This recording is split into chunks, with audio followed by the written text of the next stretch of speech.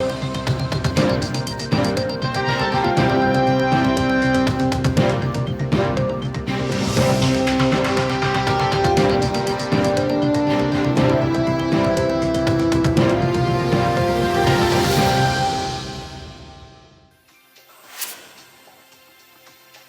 में अंतर्राष्ट्रीय प्रवासी उत्तराखंडी सम्मेलन मुख्यमंत्री पुष्कर सिंह धामी ने किया उस सम्मेलन का उद्घाटन। सम्मेलन में 17 देशों से प्रवासी उत्तराखंडी हुए शामिल।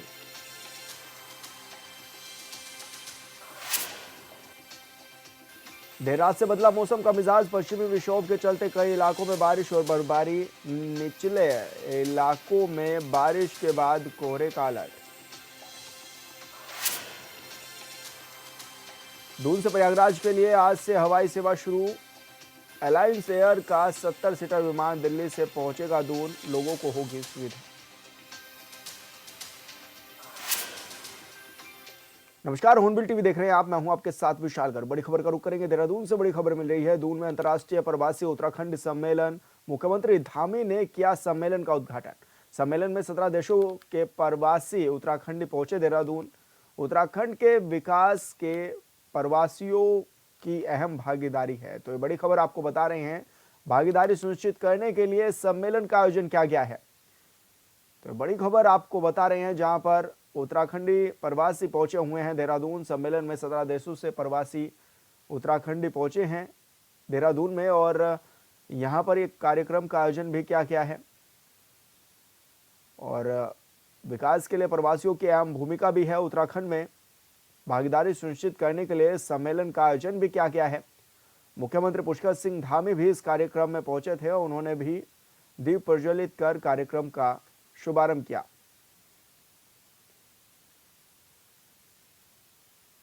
3 गुना की बढ़ोतरी हुई है, जो इस लक्ष्य की दिशा में एक मजबूत कदम है। 24 सालों में 24 गुना तेजी के साथ बदली अर्थव्यवस्था ने राज्य के विकास की तस्वीर पेश की है। बदलती अर्थव्यवस्था के नए आयाम स्थापित करते हुए राज्य गठन के समय अर्थव्यवस्था का आकार जहां महज 14,501 करोड़ रुपए था, वहीं आज ये 3.46 लाख करोड़ रुपए हो गया है। इतना ही नहीं, प्रति व्यक्ति आय जहां 15,285 रुपए थी, वहीं आज 2,60,201 पहुंच गई है। आज राज्य में गरीबी दर में लगातार सुधार हो रहा है। राज्य गठन के समय जहां ये आंकड़ा 32.7% था, वहीं ये आंकड़ा आज घटकर 9.2% हो गया है, जो ये बता रहा है कि गरीबी उन्मूलन की दिशा में उत्तराखंड सरकार की नीतियों की पहुंच आम आदमी तक सुनिश्चित हो रही है। सरकार ने अल्पकालिक, मध्यकालिक और दीर्घकालिक रणनीतियों का एक रोड मैप तैयार किया है, जो सतत समृद्धि के प्रति उसकी अडिग प्रतिबद्धता को दर्शाता है। ग्रामीण क्षेत्रों में उद्यमिता को बढ़ावा देने के लिए रूरल इंक्यूबेशन सेंटर जैसी अनुपम पहल की शुरुआत की गई है। इस पहल के सकारात्मक परिणाम भी आने लगे हैं। 2 पायलट सेंटर्स में आशातीत परिणाम मिलने के बाद अब यह पहल सभी जिलों में विस्तारित की जा रही है। उत्तराखंड को पूरी दुनिया के लिए एक नॉलेज हब के रूप में विकसित करने के लिए शिक्षा क्षेत्र में निवेश को प्रोत्साहन देने हेतु आकर्षक प्रावधान किए हैं। सेवा क्षेत्र नीति के तहत K-12 स्कूलों के लिए पर्वतीय क्षेत्रों में 25 करोड़ और मैदानी क्षेत्रों में 50 करोड़ से अधिक की परियोजनाओं पर 25% कैपिटल सब्सिडी मिलेगी। उच्च शिक्षा संस्थानों के लिए यह सीमा पर्वतीय क्षेत्रों में 50 करोड़ और मैदानी क्षेत्रों में 100 करोड़ से अधिक रखी गई है, जिसमें प्रति परियोजना अधिकतम 100 करोड़ तक की सब्सिडी मिलेगी। उत्तराखंड सरकार का यह कदम राज्य में शिक्षा और अनुसंधान के नए आयाम स्थापित करेगा।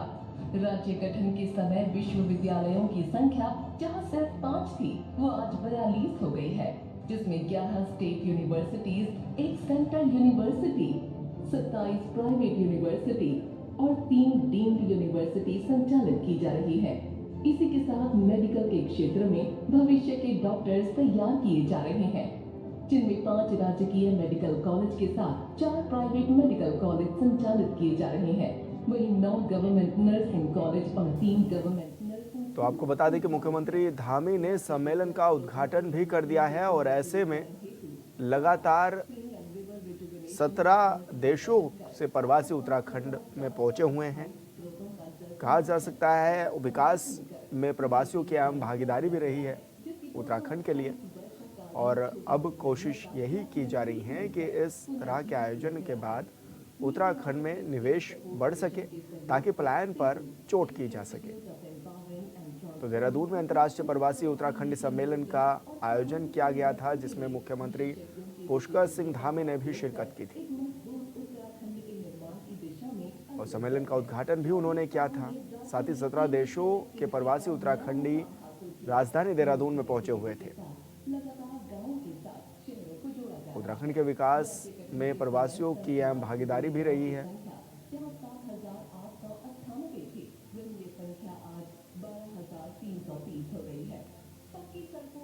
सीएम के निर्देश पर दून पुलिस का नशे के खिलाफ अभियान नए साल पर 10 दिन में 1.5 करोड़ के मादक पदार्थ बरामद भी किए गए हैं। तो ये बड़ी खबर आपको बता रहे हैं, जहां पर अभियान के तहत 42 नशा तस्कर पर यह कार्रवाई की गई है। 42 नशा तस्करों को गिरफ्तार किया गया है, जिनके कब्जे से 456 ग्राम स्मैक, 5 किलो चरस, 4 किलो गांजा बरामद किया गया है और लगातार कार्रवाई भी जारी है। नशा तस्करों के खिलाफ यह अभियान जारी रहेगा। तो ये बड़ी खबर आपको बता रहे हैं, जहां पर यह बड़ी कार्रवाई देहरादून में की गई, देहरादून पुलिस ने की है। 42 नशा तस्करों को गिरफ्तार कर जेल भी भेजा है और ऐसे में लगातार जारी रहेगा नशा तस्करों के खिलाफ अभियान, यह भी बताया गया है। तो सीएम के निर्देश पर दून पुलिस लगातार एक्टिव मोड में दिखाई दे रही है और नशे के खिलाफ बड़ा अभियान भी चलाया हुआ है। नए साल पर 10 दिन में 1.5 करोड़ के मादक पदार्थ बरामद किए गए हैं। और संवाददाता योगेश आर्या हमारे साथ फोन लाइन पर जुड़े हुए हैं। योगेश, क्या कुछ जानकारी मिल रही है, किस तरह से बड़ी कार्रवाई में जुटी है दून पुलिस? देखिए, बिल्कुल विशाल, मैं आपको बता दूं कि देहरादून पुलिस का नशे के खिलाफ अभियान जारी है और इसी अभियान को देखते हुए भी फिलहाल जिस तरह 10 दिनों में अभियान चलाया गया था, उसमें करीब 1.5 करोड़ के मादक पदार्थों की तस्करी करने वाले 22 नशा तस्करों को गिरफ्तार किया है और उसमें जो रिकवरी है वो 1.5 करोड़ की है। और जिस तरह देखा जाए कि एसएसपी अजय सिंह मुख्यमंत्री पुष्कर सिंह धामी के निर्देश पर नए साल पर अब तक नशे के खिलाफ अभियान चला चुके हैं और 10 दिनों के अंदर 1.5 करोड़ के मादक पदार्थ पकड़े गए हैं और उसमें लिप्त 42 तस्करों को गिरफ्तार किया जा चुका है और उनको सलाखों के पीछे भेजा है। जिसमें अगर बात करें कि जो रिकवरी है उसकी, अगर कब्जे से उनके जो मादक पदार्थ बरामद किए गए हैं, उसमें 456 ग्राम स्मैक है, 5 किलो चरस है, 4 किलो गांजा बरामद हुआ है। तो ये निश्चित तौर पर एक बड़ा अभियान चलाया गया था और उस अभियान में इस तरह की रिकवरी हुई है और साथ ही 42 लोगों को गिरफ्तार कर पुलिस सलाखों के पीछे भेज चुकी है। और देखिए, नए साल पर जिस तरह से जश्न रहता है, उस नए साल के जश्न को देखते हुए ये इनपुट पुलिस को मिले थे कि कहीं ना कहीं बड़े पैमाने पर इस तरह के जो मादक पदार्थ हैं उनकी बिक्री होगी और उसी को देखते हुए पुलिस अपने खुफिया तंत्र को अलर्ट करते हुए इस पर कार्रवाई की और 42 लोगों को गिरफ्तार किया है और बड़ी मात्रा में ये रिकवरी की गई। और साथ ही साथ देखा जाए तो अभी भी पुलिस और जो अन्य इस कड़ी से जुड़े हुए लोग हैं उनको की तलाश कर रही है। उनके चैन को तोड़ने का काम करने के लिए लगातार पुलिस लगी हुई है और पुलिस की जो इंटेलिजेंस है वो लगातार काम कर रही है कि आखिरकार कौन वो लोग थे जहां से इनको ये मादक पदार्थ मिले थे और कौन इनमें मास्टरमाइंड है। तो उसकी पूरी सूची को देखा जा रहा है और जल्दी ये बताया जा रहा है कि इसमें और भी गिरफ्तारी हो सकती है। जी योगेश, ऐसे में क्या पता चल पाया है कि कहां से ये मादक पदार्थ इतनी बड़ी संख्या में आ रहा था, क्योंकि लगातार देवभूमि का माहौल अगर बिगाड़ने की कोशिश की जा रही है, तो ऐसे में किस तरह का अभियान अब आगे भी ये जारी रहेगा पुलिस की ओर से? हाँ, देखिए, पुलिस का कहना है कि अभियान वो जारी रहेगा और जिले की बात की जाए तो शहर और देहात क्षेत्रों में जिस तरह मादक पदार्थ की तस्वीर में लोगों के खिलाफ कार्रवाई की गई है, इसमें 42 लोग गिरफ्तार हुए हैं और इन 42 लोगों से ही पूछताछ की जा रही है कि आखिरकार ये लोग कहाँ से नशा ला रहे थे या कोई लोग इनको यहीं पर नशा सप्लाई कर रहे थे, यहाँ तक इनके पास ये इस तरह के मादक पदार्थों की तस्करी पहुंचाई जा रही थी। तो इस तमाम सवालों को लेकर पुलिस जांच कर रही है और जांच के दायरे में जो भी नाम सामने आएंगे उनका जल्द गिरफ्तारी की जाएगी। फिलहाल जिस तरह से बड़ी कार्रवाई हुई है उससे कहीं ना कहीं जो नशा तस्करण में वह देखा जा रहा है। जी बिल्कुल योगेश, बने रहिए आप हमारे साथ। और देहरादून से बड़ी खबर, देर रात से बदला मौसम का मिजाज। पश्चिमी विक्षोभ के चलते कई इलाकों में बारिश और बर्फबारी, हल्की से मध्यम बारिश और बर्फबारी की जताई गई थी आशंका। 3000 मीटर से अधिक ऊंचाई वाले क्षेत्रों में बर्फबारी को लेकर भी अलर्ट जारी किया गया था मौसम विभाग की ओर से। और बारिश बर्फबारी होने के बाद अब ठंड में भी इजाफा हो गया है। तो बड़ी खबर आपको बता रहे हैं, जहां पर देर रात से ही मौसम का मिजाज बदला हुआ नजर आ रहा है। और संवाददाता योगेश आर्या हमारे साथ फोन लाइन पर जुड़े हुए हैं। योगेश, क्या कुछ जानकारी मिल रही है, किस तरह का अनुमान जो है वो मौसम विभाग ने जारी किया था।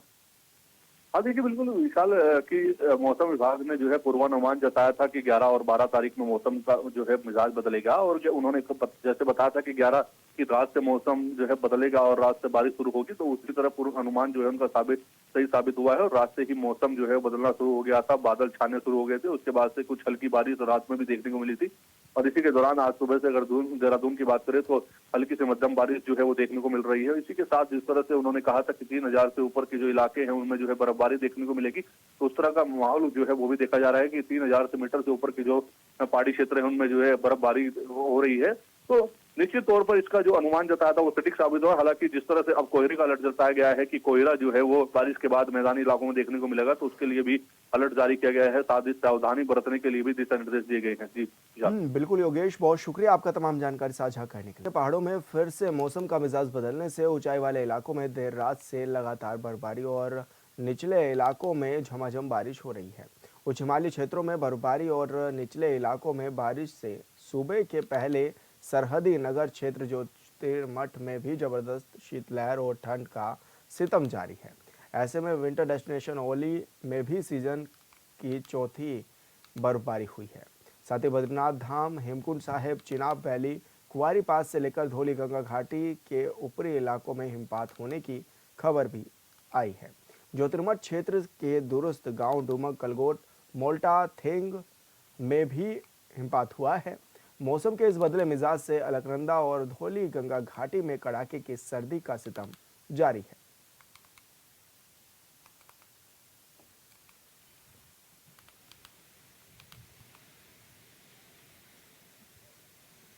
तो आपको बता दें कि ओली में बर्फबारी देखी गई है और ये भी कहा गया है कि चौथी ज्योतिर्मठ में ये चौथी बर्फबारी हुई है और इसी के साथ ही मैदानी इलाकों में ठंड भी बढ़ गई है। बद्रीनाथ, हेमकुंड साहिब में भी हिमपात हुआ है। और संवाददाता संजय कुंवर हमारे साथ फोन लाइन पर जुड़ गए हैं। संजय, क्या कुछ जानकारी मिल रही है, किस तरह से अब मौसम में बदलाव होता हुआ नजर आ रहा है?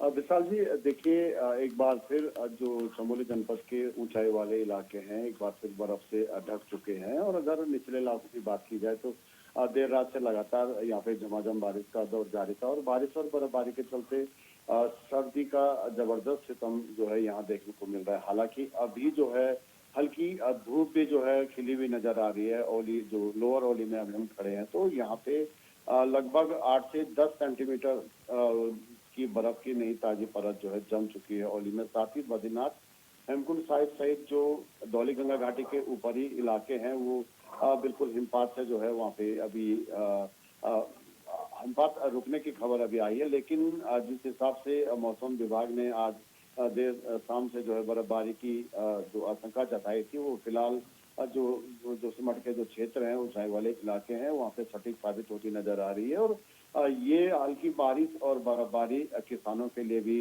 काफी फायदेमंद साबित हो रही है। साथ ही जो विंटर डेस्टिनेशन है ओली, यहाँ पे भी कुछ दिनों के बाद जो है बर्फबारी जो ये आज हुई है तो इसको लेकर के भी पर्यटकों में काफी उत्साह नजर आ रहा है। सुबह से ही आज रविवार होने के चलते काफी पर्यटक वाहन जो है ओली रोड पे ऊपर ओली की तरफ जाते हुए सुबह से दिख रहे हैं। जी बिल्कुल संजय, बहुत शुक्रिया आपका तमाम जानकारी साझा करने के लिए। देहरादून नगर निगम लगातार शहर में हाउस टैक्स को लेकर अभियान चला रहा है। टैक्स अधिकारी पूनम रावत ने बताया है कि नगर निगम ने अप्रैल 2024 से अभी तक 32 करोड़ रुपए का हाउस टैक्स बरामद कर लिया है। उन्होंने बताया है कि हाउस टैक्स को लेकर शहर में कई जगहों पर कैंप भी लगाए गए थे। साथ ही विभाग की ओर से ऑनलाइन की व्यवस्था भी की गई थी। उनका कहना है कि टैक्स समय पर जमा नहीं करने वालों को नोटिस भी दिए जा रहे हैं। देखिए, इस साल की अगर हम बात करें तो पिछले 1 अप्रैल से और अभी तक हम लोग लगभग 32 करोड़ की वसूली कर चुके हैं। जो शहर में बड़े बड़े जो व्यापारी हैं, बड़े बड़े जो हमारे हाउस होल्ड हैं, जहाँ से हमारा ज़्यादा पैसा आना है उनको हमारे द्वारा बिल दिया जा रहा है और बिल के ज़रिए ये वसूली लगातार बढ़ती जा रही है। हमारी हर दिन के हिसाब से अगर हम देखें तो वसूली का ग्राफ बढ़ता हुआ नज़र आ रहा है।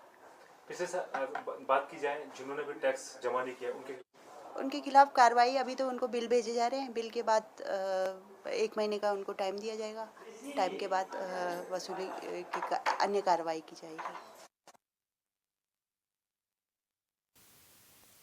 उत्तराखंड में निकाय चुनाव के लिए 23 जनवरी को वोटिंग है और उससे पहले बीजेपी और कांग्रेस ने बागी नेताओं पर कार्रवाई की है। टिकट नहीं मिलने से नाराज दोनों पार्टियों के कई नेता निर्दलीय ही चुनाव लड़ रहे हैं, जिससे दोनों पार्टियों की टेंशन बढ़ी हुई है। यह अलग बात है कि दोनों पार्टियों ने बागियों पर कार्रवाई कर दी है, लेकिन बागियों की वजह से चुनाव पर असर पड़ना तय माना जा रहा है। जानकार इस बात पर जोर देते हैं कि सभी सीटों पर तो नहीं, लेकिन जहां जहां पार्टियों से बगावत कर नेता चुनाव लड़ रहे हैं वहां पार्टियों को नुकसान जरूर पहुंच सकता है। इस रिपोर्ट में देखिए।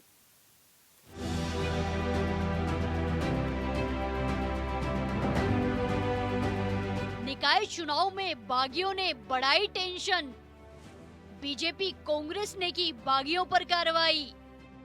23 जनवरी को उत्तराखंड में निकाय चुनाव की वोटिंग है और वोटिंग से पहले ही सत्ताधारी बीजेपी और कांग्रेस पार्टी की टेंशन बढ़ी हुई है। ऐसा इसीलिए क्योंकि खुद के लिए टिकट नहीं मिलने या अपनों को टिकट नहीं मिलने से दोनों पार्टियों के कई नेताओं में भारी नाराजगी है। नाराजगी किस हद तक है, ये इस बात से समझा जा सकता है कि दोनों पार्टियों के वीर नेताओं को समझाने और पार्टी लाइन से हटकर काम करने की चेतावनी के बाद भी बागियों ने पीछे मुड़कर नहीं देखा। किसी ने निर्दलीय चुनाव लड़ने का फैसला किया तो किसी ने किसी प्रत्याशी को समर्थन दे दिया। अब दोनों पार्टियों ने बागियों पर कार्रवाई की है। भारतीय जनता पार्टी में किसी के आने और जाने से कोई फर्क नहीं पड़ता है, क्योंकि भारतीय जनता पार्टी एक कार्यकर्ता आधारित पार्टी है और भारतीय जनता पार्टी के प्रत्याशी के खिलाफ अगर किसी कार्यकर्ता के परिवार से या किसी कार्यकर्ता ने चुनाव में नामांकन कराया है और चुनाव प्रत्याशी के खिलाफ लड़ रहे हैं तो उस पर भारतीय जनता पार्टी ने कार्रवाई कर दी है और उनको 6 साल के लिए पार्टी से निष्कासित कर दिया गया है। लेकिन इसके बाद भी अगर कोई पार्टी के खिलाफ काम करते पाया गया तो उसके खिलाफ भी पार्टी सख्त कार्रवाई करने वाली है।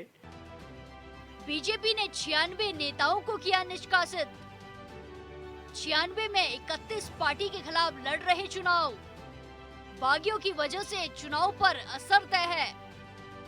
सबसे ज्यादा नाराजगी सत्ताधारी पार्टी बीजेपी में है, क्योंकि पार्टी ने कई नेताओं को टिकट नहीं दिया, लेकिन पार्टी ने बड़ा एक्शन लिया है। पार्टी लाइन से हटकर काम करने के आरोप में बीजेपी ने 96 बागियों को 6 साल के लिए पार्टी से निष्कासित किया है, जिसमें पार्टी के कुछ सीनियर नेता से लेकर बूथ स्तर तक के नेता शामिल हैं। बीजेपी ने 96 नेताओं पर कार्रवाई की है, जिसमें 31 ऐसे नाम हैं जो पार्टी के अधिकृत प्रत्याशी के खिलाफ विभिन्न वार्डों में पार्षदी का चुनाव लड़ रहे हैं। जाहिर है इन बागियों की वजह से चुनाव पर असर पड़ना तय माना जा रहा है। हालांकि पार्टी नेताओं का कहना है कि बागियों की वजह से पार्टी प्रत्याशियों पर कोई फर्क नहीं पड़ेगा। पार्टी क्योंकि कार्यकर्ता आधारित पार्टी है, इसलिए किसी के प्रत्याशी के निर्दलीय चुनाव लड़ने से या पार्टी छोड़ने से कोई फर्क पड़ने वाला नहीं है, क्योंकि उत्तराखंड की जनता भारतीय जनता पार्टी की जो डबल इंजन की सरकार है उन कार्यों पर अपनी मुहर लगाने वाली है। और भली प्रकार से उत्तराखंड की जनता जानती है कि अगर उत्तराखंड राज्य का विकास कर सकती है तो केवल भारतीय जनता पार्टी कर सकती है। और निकाय एक महत्वपूर्ण कड़ी विकास की होती है, तो निकायों में भी डबल इंजन के बाद एक तीसरा इंजन यहाँ की जनता लगाने वाली है और ट्रिपल इंजन के माध्यम से उत्तराखंड का विकास होगा। कांग्रेस ने 16 बागियों को किया पार्टी से बाहर। अनुशासन तोड़ने पर कांग्रेस ने की कार्रवाई। विधायक के खिलाफ भी कार्रवाई की अनुशंसा।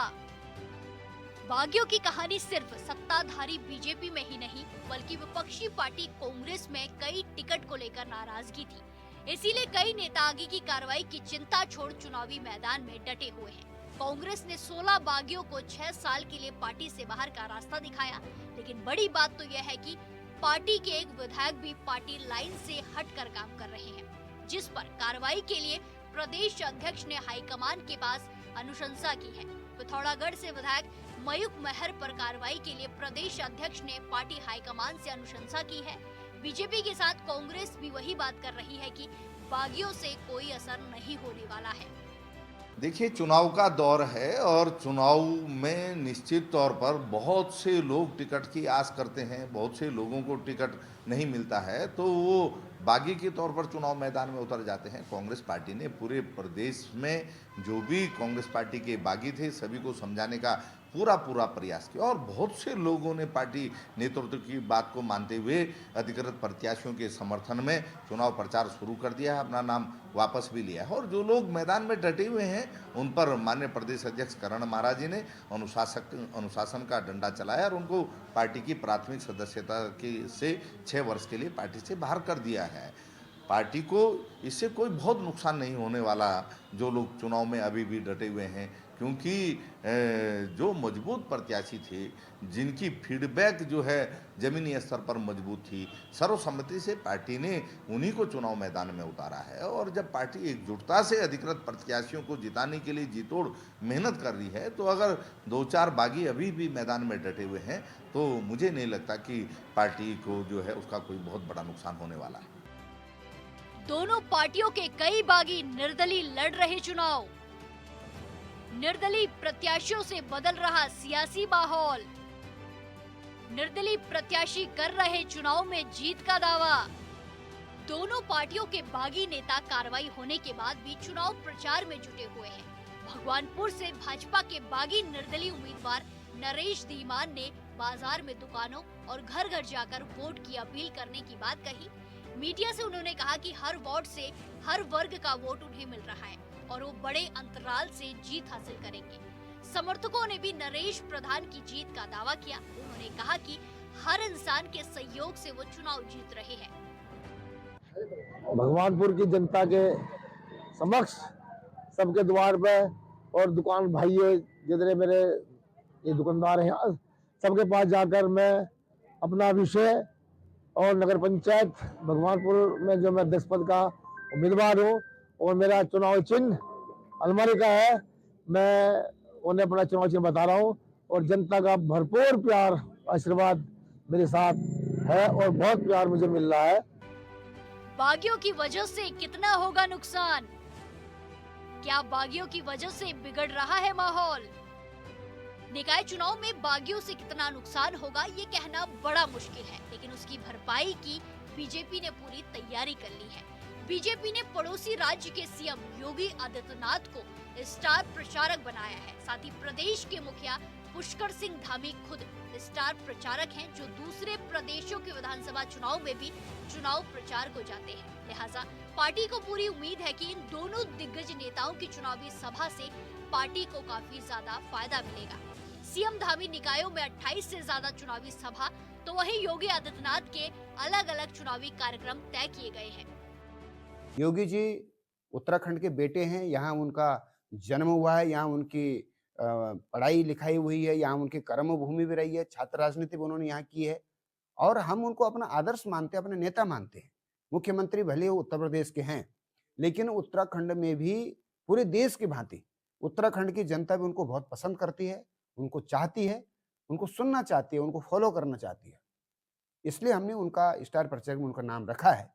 यदि उनका समय मिलता है तो निश्चित रूप से 2-3-4 जगह हम उनकी सभाएं करवाएंगे। 23 जनवरी को है वोटिंग, 25 जनवरी को मतगणना। 84,29,500 से ज्यादा मतदाता करेंगे वोट। कुल 11,733 पोलिंग स्टेशनों पर मतदाता करेंगे वोटिंग। 2027 में प्रदेश में विधानसभा चुनाव है और उससे पहले 2025 में निकायों का चुनाव हो रहा है। जाहिर है सत्ता पक्ष और विपक्ष के लिए चुनाव काफी अहम है।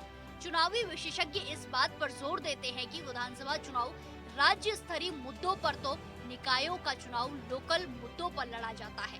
अब निकायों में 5 वर्षों में प्रत्याशियों ने कितना काम किया है, ये जनता 23 जनवरी को तय करेगी। मौजूदा वक्त में दावों का दौर है और इसमें विपक्ष भी कहीं से पीछे नहीं है।